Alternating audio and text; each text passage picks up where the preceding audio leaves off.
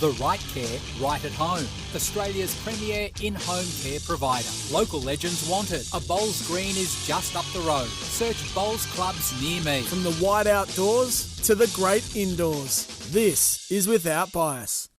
Hello and welcome to another episode of Without Bias. Febbo here with you for Bowls Australia on 1116 SEN, your home of sport. Of course, a Bowls Green is right around the corner.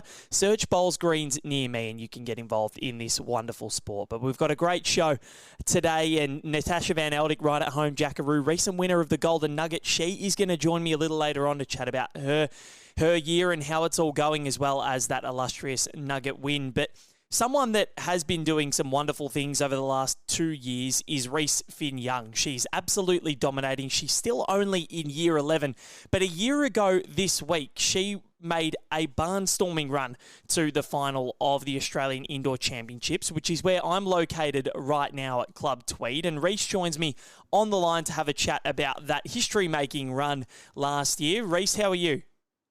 Hello, Val. I'm good. How are you? I'm absolutely fantastic. Thank you for joining me on the show. And, watching the indoors this week, it must bring back some pretty fond memories for you from last year. How special was that week? Oh, that week last year was so special to me. Like, especially making it to the finals and only at 16 as well was amazing. It was awesome being up there, and especially playing with other players who I've looked up to throughout my career as playing as a junior, which has been awesome. There were some pretty good players that you outlasted last year, one of which was Kelsey Cottrell, and you beat Kay Moran in the semi-final. So when you walk into a tournament like that and you're sort of wandering around the indoor area and you see all these greats of the game around you, do you sort of pinch yourself a little bit? Oh, definitely. Like, seeing all of these players that I've looked up to and then to be there with them is just such an amazing feeling, especially playing against Kay Moran.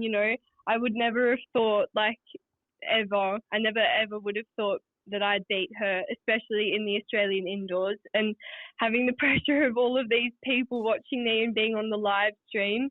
But, to make it out in the end to the finals, which was pretty good.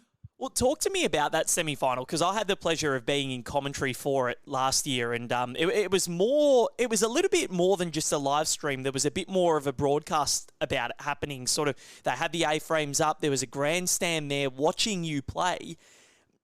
Have you experienced much like that before? And what was your process sort of trying to deal with that? Because you're only 15 at the time, so it's certainly not easy to have to deal with that for the first time. Yeah, no, it was a pretty daunting feeling actually seeing the grandstands before the game. When I walked into the club on that semi-finals day, I just had my nan and pop with me, and I kept saying to them how nervous I was, but I feel like they could also probably tell because I wasn't talking much. So I can say, are you more of a, like, when you're relaxed, you like to talk a lot? Oh, definitely. When I'm relaxed, I'll be, talking, laughing, having a joke. But when I get nervous, I get pretty quiet and get stuck in my own thoughts. And what was your process to try and overcome those nerves? I just kept thinking, I'm the youngest here. I shouldn't have any expectations of how, the game should play out. They're all older than me. They've got a lot more experience than what I do. So I just tried to play my best and see what would happen. And when you played Kay Moran, she's a two-time Commonwealth Games silver medalist and has been there and done that for Scotland. What are you sort of saying to yourself when you're on the rink with her and just saying, my God, look at where I am, but not only look at where you are, but look at who you beat? Were you pinching yourself that you were sort of in this moment and you're playing some of the bowls of your life? Oh, yeah, definitely. Just during the roll-up, I just had to try and get the feel of the green, get into my zone. Just keep reminding myself, they've been here, they've done all of this kind of stuff, and this is the first time for me. So I don't know what to expect. So I just had to get into my zone and try and play my best. And then you move through to the final. You play Samantha Atkinson, who was also in some ripping form. She had a great run herself. She got the job done in the end. But what did you take from the week overall, and what were some of the biggest learnings for you? Throughout that week, I definitely learnt a lot of experience through playing with those big players. You know, just how they're staying concentrated throughout the game, how they also work their game. You know, all their little things like chasing their bowls up the green, calling out shots and whatnot. You know, taking all of that experience from them and watching them play, especially like how their delivery works and all of that kind of stuff. How was it different? Because you just come from playing the juniors at the Australian Open, you won that, and how different was it coming from playing in the under 18s to all of a sudden being thrust into the limelight and playing in front of so many people on the live stream and in person, and you're in one of the biggest finals? Playing in the juniors is probably for me a lot more relaxed than what it is playing in the Opens. You know, in the juniors are all similar age as me, similar sort of experience, whereas playing in the Opens up at the indoors, they've got so much more experience than me. They're older, they've done a lot more. Well, they played a lot more in front of bigger crowds, bigger live streams and broadcasts, and I hadn't done that yet. So that was my first experience being in that sort of atmosphere. It was just such like a surreal feeling. That's a way to explain it. Well, you have played in front of a pretty big crowd now at Club Tweed. There were some absolute legends in the stand that day. Rob Perella came and watched, and there were so many more as well. And you look at that week now, and how much confidence did that give you for the next few months, as well as what you've been doing the last year? Because your results have continued to skyrocket, and you're still playing really well. Yeah, well, after playing, last year I had the Australian Open, and then I went and played in the Australian indoors. And then my confidence from then on is just kind of like, after the indoors, it went up like significantly. Like that was probably peak confidence there. And I've still kind of been taking that confidence. Obviously everyone goes through their little highs and lows as a bowler, but yeah, you just got to kind of remember where you've been, what you've done, and know that you'll get out of it. That's a great answer. And you bowl out of Merimbula with under Michael Wilkes, and I know how proud he is of you. How much of an influence has he been on your career, and how important is he to you? Oh, he's been amazing for me. Michael's been there since I first started. He started up the Juniors Academy, which is how I got into playing bowls. And ever since then, he's just kind of taken me under his wing and, coached me throughout the years. I've been playing for only like 6 years, and he's been there throughout the whole of it, training early Wednesday mornings before school. He'll come train with me in afternoons, but he's always there. And it's really nice to have him in the juniors as a coach as well, in the New South Wales juniors team. And especially because he knows me as a player and as a person really well. He knows how to get me to be at my best. Very nice. And you must be on the green a lot if you're training every week before school, after school, and you've been on the green, as you said, for 6 years. How did you get started in bowls? Yeah, well, Michael Wilkes, he started a juniors academy at Merimbula. Yeah. And so me and one of my friends, we went for a couple of weeks, and there was like 30 kids when we started, and then obviously they started to drop off, but little group of like 5 or 6 of us kept going. I was the only girl there, the rest of them were boys. So then I just started playing social bowls with my grandma. We played Saturday morning social bowls. It was pairs, sometimes one a meat tray or two. And then my first tournament as a junior was a wing day, It was a little juniors competition there that I think it still runs in the January holidays. Obviously didn't do well at that as I was only 11, 12 maybe. Yeah. But it was a real eye-opener for me. You know, I saw a lot more people my age. You know, playing in Merimbula, there aren't that many juniors. So going away to an event like that, you know, kind of made me realise, like, oh, there's actually people my age that play. And I made a lot of friends and I had a lot of fun there.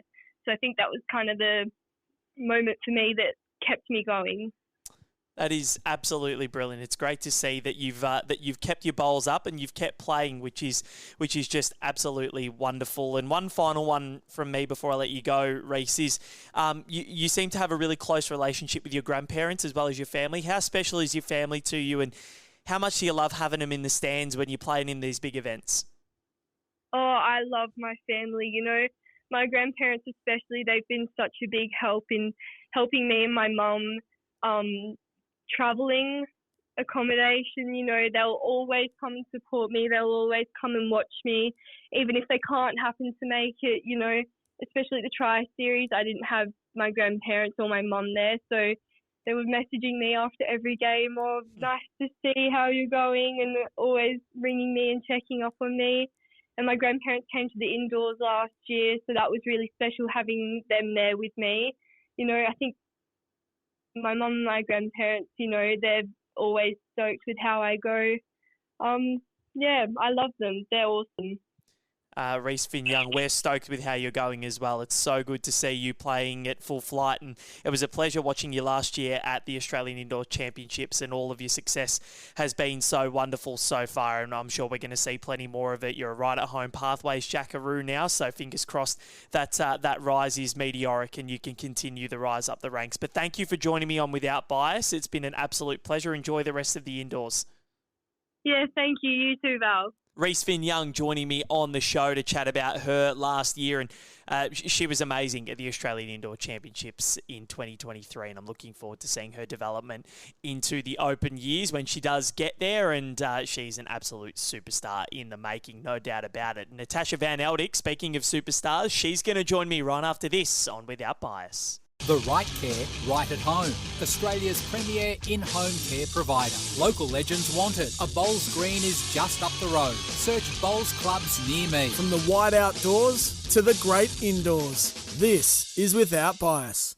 You're listening to Without Bias right here on 1116 SEN. Val Febbo here with you, and a big thank you to Reese Finn-Young for joining me in the last segment after what was a brilliant Australian Indoor Championships last year. Of course, the final day tomorrow morning, Australian Eastern Standard Time. We start with the second semi-final, or the last semi-final, before we get into the women's and men's finals respectively at Club Tweed. But someone who dominated Club Tweed a couple of weeks ago at the Golden Nugget is right at home Jackaroo, Natasha van Eldik, who joins me on the line now. Tash, welcome to the show and congrats on the big Nugget win. It's an illustrious one to win, so you must be feeling pretty confident right now.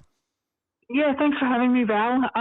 You know, it's an honour to be invited to the Golden Nugget, and you know, I thoroughly enjoy every single time that I've been there. You know, you're in a field of legends, world champions, and you know, it's always a hard fought battle against any of the players. It really is, and the players that you're facing, as you said, they're world champions, and you know they are at the pinnacle of the sport right now. Taylor Bruce was there, obviously the world singles champion. Kelsey Cottrell is a superstar in her own right, we know that, but you were able to conquer them all. And how rewarding is it for you, not only, as you said, to get invited to this tournament, because only 10 people are, or 12 people are invited to play in the singles. So how rewarding is it for you to get that, but then to go on and show that you're better than them all?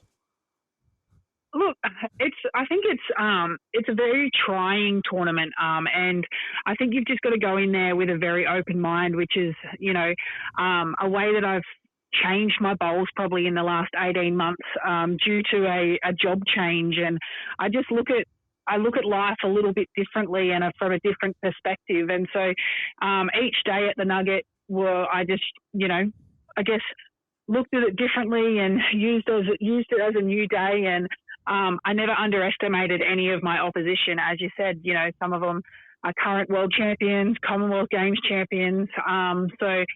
But I just had to go back to my basics, and at the end of the day, it was just a game of bowls, and win, lose or draw, I was just happy to be in the field. And you mentioned that you've changed your perspective on bowls a little bit. Would you care to enlighten sort of what you've been, what's changed in that way, and how that process has gone for you? Because it always intrigues me when I hear about changes in perspective and how that helps and frees up athletes a little bit. So would you care to share your story in that sense? Yeah, so, a couple of years ago, I went through a little bit of disappointment with non-selection, and I thought, at that time that my whole world was ending because bowls was everything. And then a few other things fell down around me, including my job. So I went down a completely different path, and I went into disability support work, and it's the best thing I've ever done. I look after people with disabilities. Some are high needs, some aren't as high needs as others, and each day is a new day, and I have to be on top of my game when I go to work with them, because they're looking at me to bring light to their day. So if that's what I can do for them, then my day's also made. And as I said before, for me, being able to go out there and play bowls is a privilege, and the people that I look after would love to be out there as well. So for me, I kind of do each time I play bowls now, I do it for the people that I look after, because I know that they would be super proud of me, and if they had their way, they'd be out there as well. That's absolutely brilliant. And when you sort of with them, do you ever bring in your medals and show them all of that sort of stuff? Do they get a lot of appreciation out of that? Yeah, look, all of my clients, didn't really know the game of bowls until I started to talk to them about it. And, they're super proud of me, and they want to know more. So a lot of them are housebound, and that's where the live streaming comes into it really well for them. So whenever I'm on the live stream, I send them the link, and, it's really important for them to get out there and just, get to know the game as well. But, it definitely puts a smile on their face, and if they're happy, then I'm happy. And how much has it freed you up on the green? Yeah, it's I'm a completely different person on the green now. I'm really enjoying my bowls, and I just look at it from a completely different perspective. And knowing that I have the ability to do that, and that they support everything that I do, and it just puts my head into a completely different space. That's fantastic. And as we are recording now, we are so we're a little bit delayed in a way with me being up at Club Tweed. But as we do record, you're in the middle of a series between yourself, New South Wales, and Victoria. How is that going as we speak? I know tomorrow morning you've got a very big tie decider. But how has it been going so far? Yeah, we had a battle today. So we had a win overall this afternoon, but we had a very narrow loss this morning to the Vic. So it all comes down to tomorrow. But it's a really good shootout for us girls from New South Wales, as the Victorians are the current Marge Morris champions, and that's obviously the pinnacle for all states to win the Marge Morris. So for us, they're the front leaders at the moment, and we just need to, pull our best game tomorrow to see what happens, and hopefully come away with the win, which will give us a fair bit of confidence going into Nationals. Well, Nationals is coming up. It is going to be at Club Tweed, the Australian Sides Championships, which I'm sure you're going to be featuring at the forefront of for New South Wales. How much did the hit out at the Nugget help you in terms of just getting reacclimatised to that Club Tweed green? Because obviously that's where it's all going to be played for in a couple of months' time. Yeah, it was actually really good, and hopefully when I'm successful in the selection for New South Wales, I will be able to shed some light on, the surface and the conditions that, the players should be expecting at Tweed. Obviously, there's a few tricks that it can play. I don't want to give too much away for all the other states either yet. But yeah, it's definitely beneficial to be out there for that week at the Nugget, get to know the greens with 4 bowls playing singles, and hopefully, give all my teammates good inside information. Oh, surely you're going to get picked, Tash. Come on. Look, you never know, Val. You can't count your chickens, but I'm just putting it out there that fingers crossed. But yeah, selection's completely out of my hands. Fair enough. Well, hopefully this goes a long way anyway, and we'll make a public plea for you to ensure selection anyway, which I'm sure you're going to get in as a right-at-home Jackaroo. But Thanks. Thanks very much for joining me on the show. It's been an absolute pleasure chatting to you once again, and good luck with the rest of the season coming up, and Nationals is just around the corner, so I'm sure I'll see you up there. But Natasha Van Eldik, thanks for joining me. Thanks for having me. Natasha Van Eldik joining me on Without Bias, right at home. Jackaroo, an out-and-out superstar on the rink. A really interesting story as to how she's become a little bit more enlightened on the green, which is fantastic to see, because when she's firing, there aren't many better sights in the sport of bowls. But that's all we've got time for tonight on Without Bias. Of course, tomorrow morning you can tune in to the final matches of the Australian Indoor Championships on Bowls Australia's YouTube page, so stay tuned to our Facebook page as well to have a look at what times those matches will be starting up. Plenty more to come at one of the biggest tournaments of the year. And of course, you can follow Bowls Australia on social media, on Facebook, Instagram, X, LinkedIn, and YouTube. But from me, Val Febbo, it's goodbye and have a great week. We'll catch you next time on Without Bias.